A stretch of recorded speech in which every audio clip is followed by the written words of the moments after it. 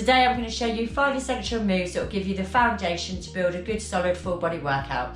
My name is Leah, I'm a personal trainer and nutritionist, and I'm also the owner of Supero Fitness. My whole mission is to help women like you feel strong and sexy again.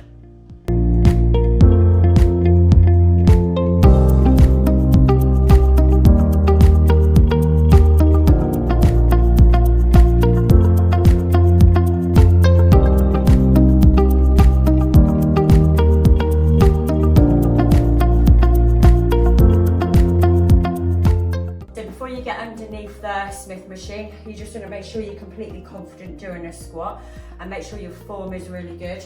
You can practice these just with body weight or with dumbbell, but you want to make sure you're able to get a good bend in the knee, because when you're on the Smith machine, it doesn't allow for you to do this small bend and then this lean forward. It's a fixed bar, so the bar is going dead straight down, up and down. So your body needs to stay in line with the bar. So before you get under the Smith machine bar, just practice your squats, visualise your bum being pushed back to the wall behind you, and you want a really good bend in the knee as well. So bum down and back, and then push up away from the floor. When you go down into this, I always push down into my heel, and then as I push away from the floor, I distribute the weight, so it now goes from my heel and the ball of my foot, so my whole foot is pushing away from the floor, and that helps me get up.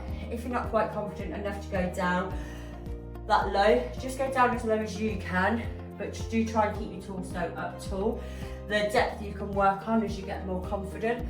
So going into the Smith machine, I always make sure I've got the bar across the upper part of my back and not in your neck. Incredibly painful if you try and put the bar across your neck here.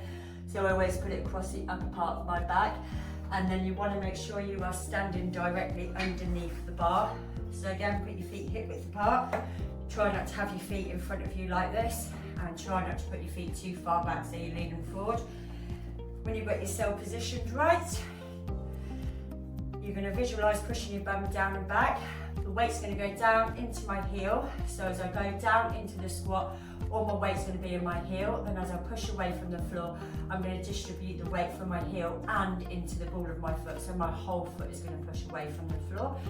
So lock yourself in, tighten your core up, keep yourself solid as you go down, and then push all the way from the floor and push yourself back up again.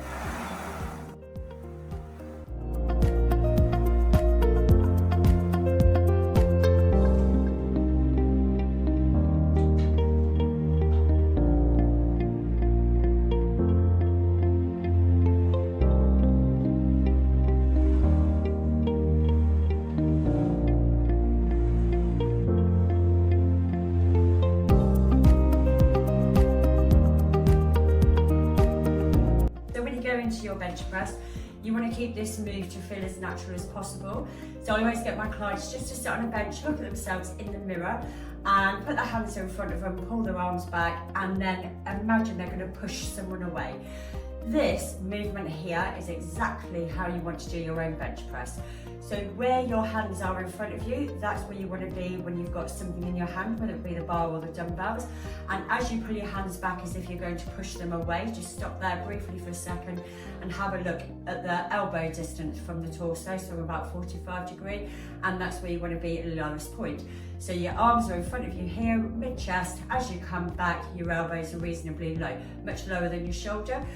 When you want to remember that when you come back doing a bench press, you don't want to bring your elbows back and bring them up high so they come above the shoulder, as this puts a lot of stress on the shoulder. So I'm going to do the bench press on the Smith machine today.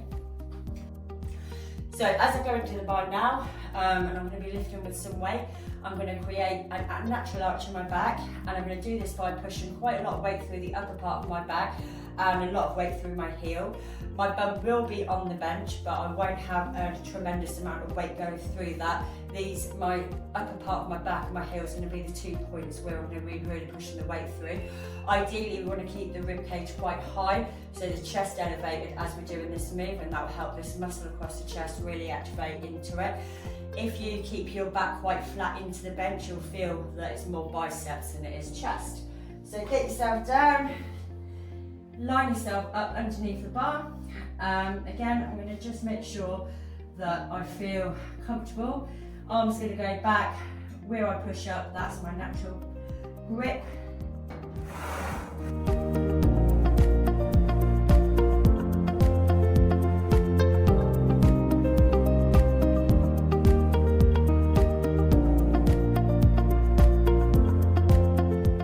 So when doing a dumbbell row, I absolutely love the use of a bench for doing this.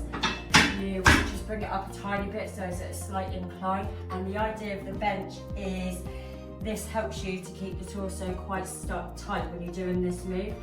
When you're holding the dumbbell and you're bringing the dumbbell up and we're aiming towards the hip, you're aiming to keep a tight square torso. What you want to avoid doing is allowing your shoulder to drop too much and getting the twist in the hips. When you've got that much movement going on in the back, it takes it away from the muscle itself, and we're aiming for the latissimus dorsi muscle, so the lat muscle here. You want to keep your elbow quite close to your body as you bring this dumbbell back, so you target that muscle. If you bring your elbow out wide, you'll feel that you'll target more of your upper back or your rear delt, your shoulder area here. Keep your bum pushed up, and that'll help keep a neutral back. Try and avoid allowing your back to curve as you go down when you're doing this, because you'll lose it from the lat muscle. So stick your bum out, get yourself solid, and keep your back neutral throughout.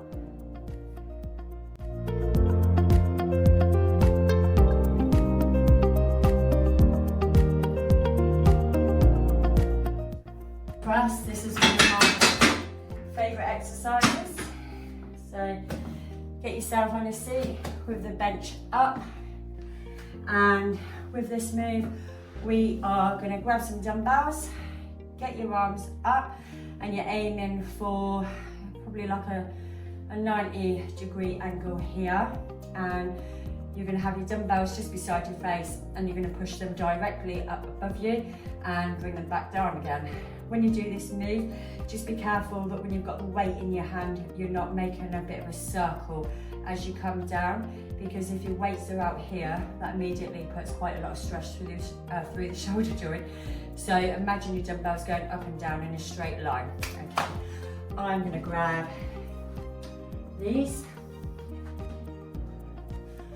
When you first start doing these, start light and work your way up. Don't go for a heavy one. Just because you can pull it, when you're pushing a weight above your head, it feels twice as heavy. So go light and work your way up. So get your dumbbell, get your arms up solid beside you. Push your pressure into your back of your seat and push the dumbbell just up above you and back down again.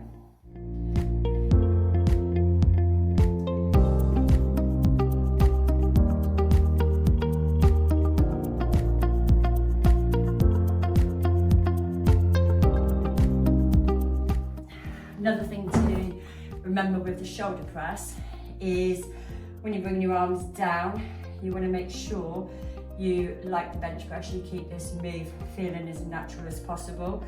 So practice it in the mirror, just watching yourself first of all. But what it looks like from the side is, as I'm pushing my arms up and I'm bringing them down, keeping it natural means my elbow is just in front of my body. What you don't want to do when you've got the weight is push your elbow back like this. You can push it back into the seat, but you want to make sure your elbow comes down in the place that it feels natural. Moving into the RDL, we are not actually going to do a deadlift, so we don't want to bend our knees and push up from here. We want to aim to keep our legs reasonably straight with a soft bend in the knee.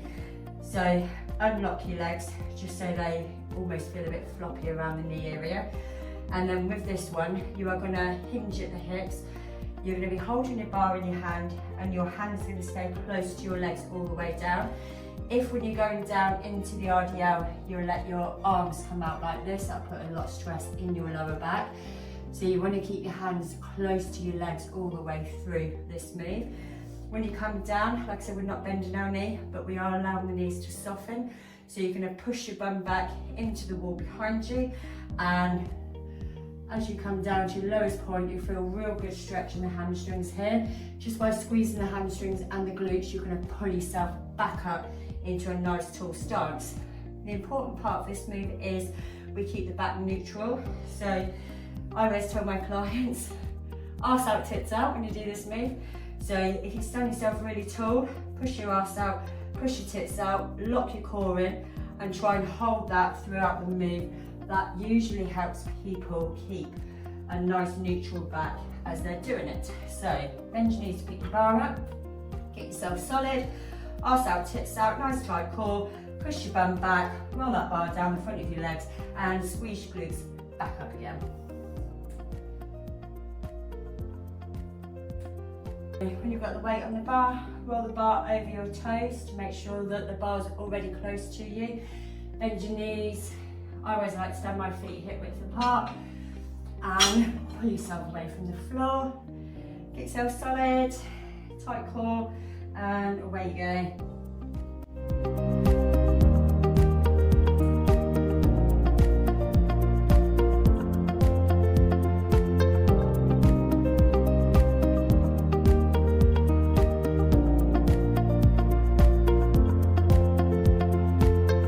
So the exercises I've given you today together give you a real good full body workout.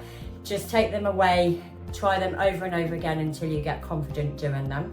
On my website, superofitness.com, I have got a starter guide that you can download for free. And I've also got on my website some programs that will really help you get into your fitness journey. Yes, so the guide that's 120 pages, and that's a complete 8-week beginner program. Don't forget the starter guide is there to download for free. That's a little bit of a taster of what these programs are all about.